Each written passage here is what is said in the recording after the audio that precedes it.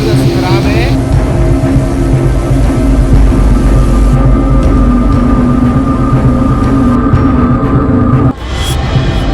दोस्तों, देहरादून में फिर से बारिश ने कहर बचाया है। सहस्त्रधारा में पानी ऐसा उफनता दिखा, उफान मारता दिखा, कई कई दुकानें बह गई और अब तक 2 लोगों के लापता होने की खबर भी है।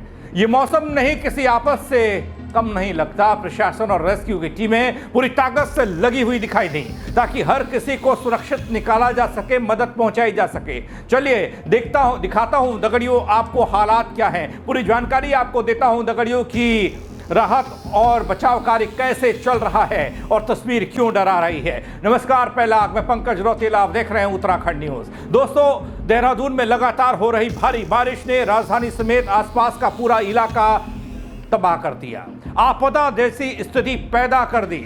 खासकर करालीगढ़ सहस्त्रधारा क्षेत्र में रात के समय हुई भारी बारिश के बाद हालात खराब हो गए। जिला प्रशासन ने तुरंत रेस्क्यू किया, रिलीफ ऑपरेशन शुरू किया, जबकि मुख्यमंत्री पुष्कर सिंह धामी भी प्रभावित इलाकों में निरीक्षण करने के लिए पहुंचे, हालात का जायजा लिया। इसके अलावा इससे पहले वाले वीडियो में मैंने आपको बताया था कि प्रधानमंत्री नरेंद्र मोदी और गृह मंत्री, केंद्रीय गृह मंत्री अमित शाह भी स्थिति पर नजर बनाए हुए हैं, मुख्यमंत्री से जानकारी ले रहे हैं। वहीं दोस्तों, बिगड़ते हालात को देखते हुए डीएम देहरादून के सबीन बंसल साहब ने आपातकालीन कमान संभाली। एसडीएम कुमकुम जोशी रात के समय ही घटनास्थल पर पहुंच गई, राहत कार्यों का संचालन किया गया। प्रशासन ने आसपास के निवासियों को सुरक्षित स्थान पर शिफ्ट किया।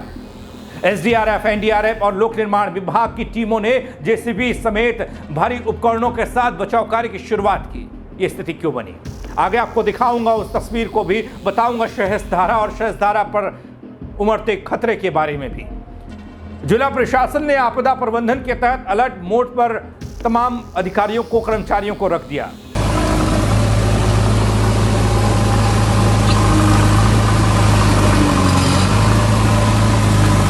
आईआरएस सिस्टम से जुड़े विभाग सक्रिय हो गए।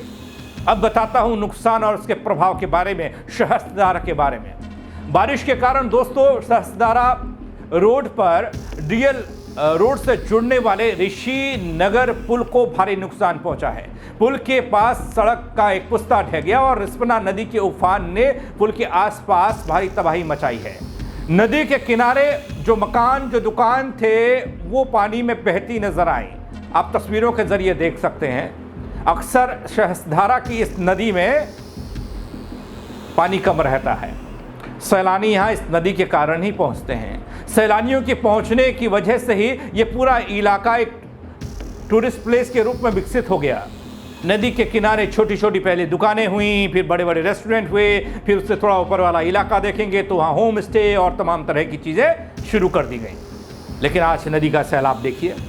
और रात को करीब पहले तो 12 बजे के आसपास जहाँ तक हमें लगा कि कोई बादल फटा है, और उसके बाद से ये जितना भी मलबा, पानी वगैरह आप देख रहे होंगे, ये सब आपको दिखाई दे रहा होगा। फिर उसके बाद सुबह 4 बजे के आसपास एक दूसरा बादल फटा है, जिसने बहुत बड़ी तादाद में तबाही मचाई है। ऊपर के कई होटल हैं, दुकानें हैं, घर हैं जो कि नदी में समा गए हैं, मगर भगवान का इतना शुक्र है कि किसी की जान नहीं गई है। लोगों की गाड़ियाँ वगैरह बह गई हैं, लोगों की दुकानें बह गई हैं। सारी रात कोई सोया नहीं है, सड़क के ऊपर रहकर सबने रात बिताई है और अपने अपने घरों में को देखते रहे हैं, कुछ नहीं कर पा रहे थे। अब मौसम खुला है तो लोग घरों से बाहर निकले हैं और देख रहे हैं सब, और इधर उधर का जायज़ा ले रहे हैं कि किसका क्या नुकसान हुआ है। और जो रिश्तेदार हैं सबके फ़ोन आ रहे हैं, उन सबको बताया जा रहा है कि ऐसी खतरे वाली कोई बात नहीं है। मकानों और दुकानों के अंदर नदी का पानी और सैलाब पहुंच रहा है। कई मीटर नदी ऊपर बह रही है अपने मूल स्थान से जहां बहती थी। पुल हो, दुकानें हो, सब कुछ इस नदी में समाता हुआ दिखाई दे रहा है, उसकी चपेट में आता दिख रहा है। तस्वीरों के जरिए आप देख सकते हैं सहस्त्रधारा के अलावा डोईवाला में भी हालात बिगड़े, जैसा मैंने इससे पहले भी आपको बताया। लेकिन जाखन नदी का रौद्र रूप ये क्यों इतना महत्वपूर्ण है दोस्तों, जाखन नदी और डोईवाला का इलाका? क्योंकि कमोवेश रिस्पना नदी और जाखन नदी इन नदियों के किनारे जो अतिक्रमण कर बनाई गई बस्तियां हैं वो चिंताजनक हैं, क्योंकि एक नदी का दायरा था। जब भी बरसाती मौसम में नदी का सैलाब आता था उसका एक फैलाव हुआ करता था, वो अपने वेग से अपनी ही जगह पर बहती थी और उसी हिसाब से पुल बने, उसी हिसाब से तमाम काम होता रहा। लेकिन हुआ क्या, हालांकि एक बहुत रिसर्च वाली बात है, वीडियो बहुत लंबा जाएगा क्योंकि इस पर चिंता बहुत पहले से जताई जा रही है, लेकिन फौरी तौर पर थोड़ा आपको बता देता हूं। ये जाखन नदी रौद्र रूप, और उसका आप देख सकते हैं यहां पर रानी पोखरी और माजरी ग्रांड से नदी का पानी पुल के ऊपर से बह रहा है। सोंग और सुसवा नदी से भी बाढ़ जैसे हालात पैदा हो गए। देहरादून के प्रेमनगर इलाके की बात करूंगा तो यहां पर भारी जलभराव देखने को मिला और एसडीआरएफ की टीमों को भेजा गया। यहां से भी कुछ तस्वीरें आई हैं, वो अगले वीडियो में आपको बताऊंगा कैसे लोग अपनी जान बचाते दिखाई दिए, कोई खंबे पर चढ़ा हुआ है, कहीं पर गाड़ियां फंसी हुई हैं। ये सब तस्वीरें दूसरे इलाके की हैं देहरादून की। एक समझ लीजिए एक पूरब तो एक दूसरा पश्चिम, लेकिन दोनों ओर से देहरादून के तबाही का मंजर देखने को मिला है।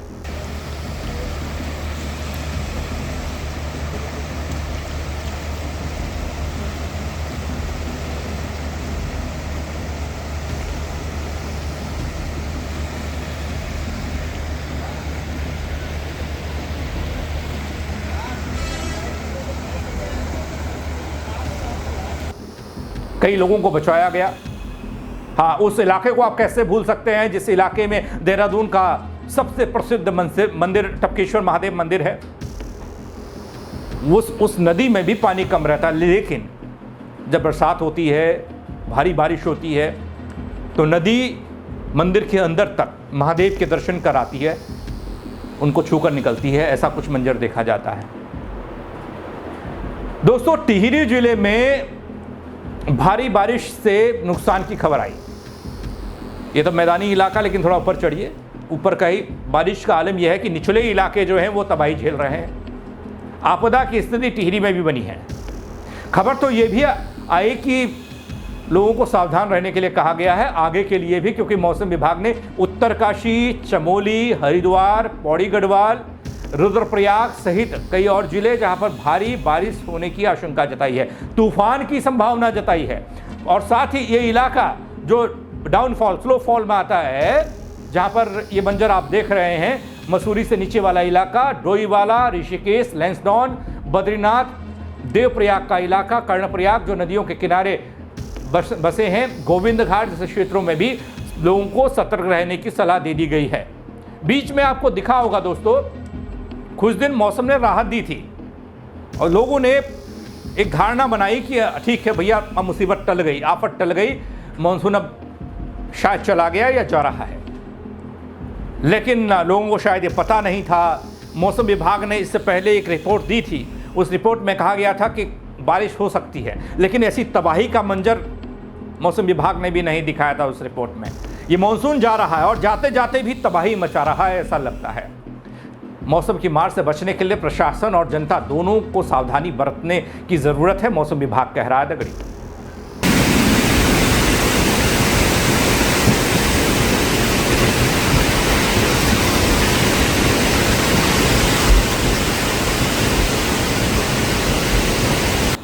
पहाड़ी इलाके वाले भी सावधान रहें और मैदानी इलाका और देहरादून प्रदेश की राजधानी और उसके आसपास का इलाका अवैध तरीके से हुए निर्माण की वजह से आज ये स्थिति है। ये मैं अलग से एक वीडियो बनाऊंगा और उसमें आप देखिएगा, आपको सब बताऊंगा कि स्थिति क्यों बन रही है।